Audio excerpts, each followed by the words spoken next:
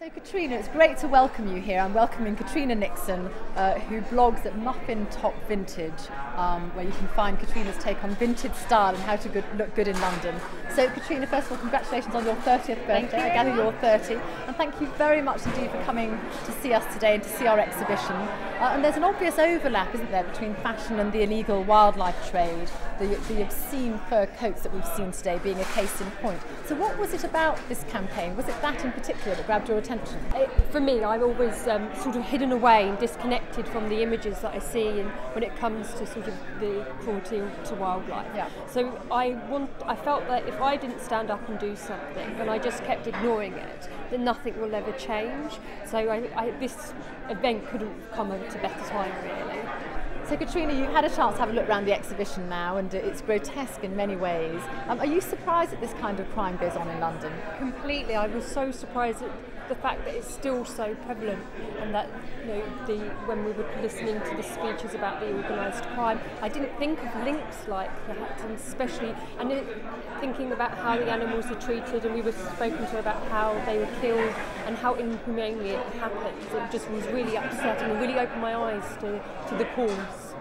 So Katrina, vanity still plays a big part in illegal wildlife trade, whether it's for fur coats or fashionable shawls. So as a fashionista, what would you say to the sorts of people who create this kind of demand? I think I would probably say that they need to realise where they come from, where, buying fur coats from vintage dress shops, for example, doesn't necessarily mean that that animal was killed any more humanely than if they were to buy it at another store. And I think I'd tell them to really think about things before they bought them, because you can buy fake fur, you don't have to buy the real thing to look good. So globally, wildlife crime is linked to drugs, it's linked to organised crime, it's linked even to terrorism, and apparently it's the third biggest illegal trade after drugs and guns. And what we're doing at the WSPA is that we're calling on the London mayoral candidates to take this problem seriously and resource it properly. If they were here today, what would you say to them to get them to prioritise this element of wildlife crime? I think for myself, just going around them and seeing the different things that are in here, I would definitely be saying, it's about raising awareness, making people aware that this is still happening, because myself, I was surprised.